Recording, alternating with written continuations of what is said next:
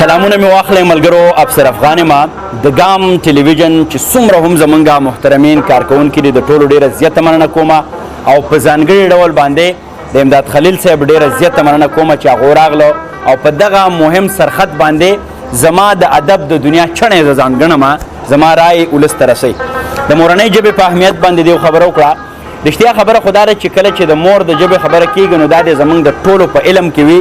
چې د مور ژبه یوازې پښتو نه ده، دا د هر چا د مور د ژبې خبره کېږي او په دې باندې نړیوال پوهان متفق دي چې هر هغه قام دا یونایټډ نیشن ملګري ملتونه د دوی باقاعده یو ډیکلیریشن دی چې هر هغه قام چې هغه د مور ژبه په لیکلو لوستلو او ویلو باندې نه ورځي نو دا په نړیوال کچ باندې اګنورنټ یا جاهل دي، یعنی دوی ناپوهه ډیکلیر شوي دي. نو دې باندې خو لومبۍ خبره ډېره زیاته واضحه راغله چې هر هغه څوک چې هغه د مور د ژبې نه لرې دی نو دی ناپوهه دی. دویمه یو ډېره مهمه خبره به زه تاسو ته وکړم. یونسکو یوه ډېره معتبره اداره ده، اتنټک سورس دی او هغه په کلچر، په آرټ، په ژبو باندې، په لینګویسټک چې څومره هم تړلي شعبې دي په دې ډېر کار کوي. د یونسکو نه دا یو باقاعده ریسرچ ثابت دی. هغه وایي کله چې ماشوم د مور په ګېډه کې رالویږي او د ده د مور کومه ژبه وي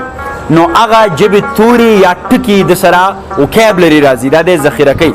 بیا چې دی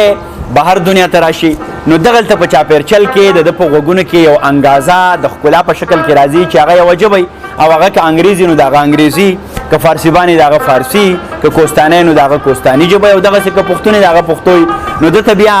دلته مور، پلار، تره، ماما دا ټول یوه ژبه وي او هغه ژبه د ده په لاشعور کې، د ده په ذهن کې، د ده په وکیبلري کې خوندي کېږي.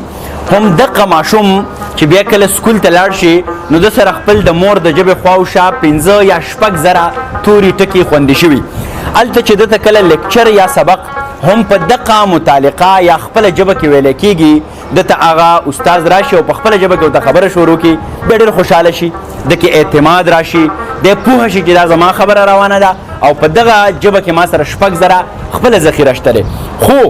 بل طرف ته که چېرته دی سکول ته لاړ شي او بفرض محال دا انګریز دی او هلته دته خبره په اردو کې شروع شي یا ورته په فارسۍ کې شروع شي نو دی به خپل دغه 6 زره ټکي چې دي دی به په دې کې بالکل کنفیوز شي چې دا ما چې کوم شی زده کړی و دا 6 زره دا څه شی شو. دغسې که پښتون دی او دی خپل سکول ته لاړ شي او ورته په اردو کې یا انګریزۍ کې خبره شروع کړي نو دی د احساس محرومۍ ښکار شي. لہذا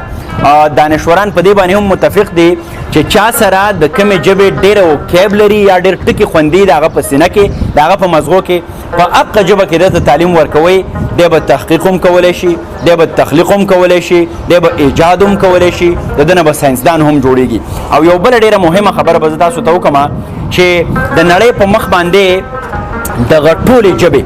دا د نړۍ ښکلا ده. په انګریزۍ کې دې ته ډایورسټي وایي. که چېرته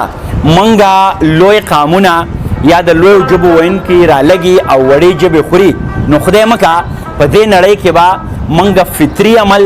یا نیچرل چې کوم پروسس دی چې الله هر څوک د خپل کلتور سره، د خپلې ژبې سره، د خپل رنګ او نسل سره پیدا کړی دی نو موږ به د الله د دغه فطري نظام په ضد باندې روان شو او هر هغه څوک چې هغه د فطرت ضد کوي نو هغه د فطرت بیا په خپله باندې یو څپېړه ورکوي او هغه ماته هغه ټوټې ټوټې کوي. لہذا د هر چا چې د مور ژبه ده دا د ده سره راغلې ده، دا د ده نه تروړل نه دي پکار، دا د ده نه اخیستل نه دي پکار. او دغه چین زموږ نه وروستو آزاد شوی دی د مور په ژبه باندې هیڅ قسمه کمپرومایز ونه کړو نو هغه چین اوس د نړۍ په مارکیټ باندې په اقتصادي توګه باندې یوه مضبوطه پنګه لري، هغه څوک هم نشي وروستو کولی. ټولو پښتنو ته مې دا خواست دی چې د هر چا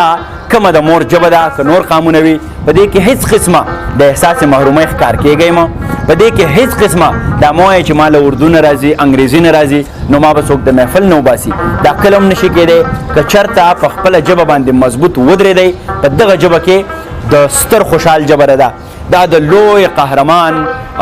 حمزه بابا ژبه ده، دا د یو ستر صوفي رحمان بابا ژبه ده، دا د غني بابا ژبه ده، دا د کاظم خان شیدا بابا ژبه ده، حمید بابا په دغه ژبه کې ډېره لویه پنګه ده، ډېره لویه ونډه ده، په دغه ژبه کې ډېره زرخیزي ده. خو که چېرته موږ په دې باندې ودرېدو او زه به دا خبره په دې باندې راختمه کړم چې که چېرته زمونږ نوي کل ته خپله ژبه په صحیح ډول باندې ونه رسېده نو د نورالامین صاحب خبره چې زمونږ د قام مثال به د هغه پرې شوي بادي هوې یا پتنګ وي چې موږ ته خپله زیله نه وي معلومه نو چې بعد راغی او په کم طرف باندې ویوړو نه به راته خپل کلتور معلوم وي نه به د خپلې ژبې نه خبرو نه به د جغرافیې نه خبرو او دا هم پوهان وایي چې که ته یو قام ورکول غواړې د ټولو نه لومبی ګزار د هغه په ژبه باندې وکړه دغه ژبه ستانه تاریخي جغرافیه اخلي دا ستانه اجتماعي حافظه اخلي او دغه ژبه ستانه ستا چې څومره چاپېرچل دی دا درنه واخلي ته بیا د دنیا په قامونو کې نه حسابېږې ته روک شوې پښتون یو پیژندلی قوم دی د ده یوه خپله ژبه ده خپل تاریخ دی او دنیا منلی هم دی هغه قامونه چې ژبه یې پرېښې ده د سنسکرت غوندې مثالونه زموږ مخکې دي هغه روک شوي دي راځئ چې په خپله ژبه باندې ټینګ ودرېږو د دې سره مینه وکړو او د بشر صاحب په دغه شعرونو به زه خپلې دا خبرې ختمومه چې زمانه اوس هم لا د خپلو خولو بوی خیږي ستانه د عطرو او پولیلو یو رومال جوړ دی خدای چې ویشلې لویې برخې په قامونو باندې پښتو مې مور شوه او زمانه یې لیکوال جوړ دی خوشحاله راته اوسئ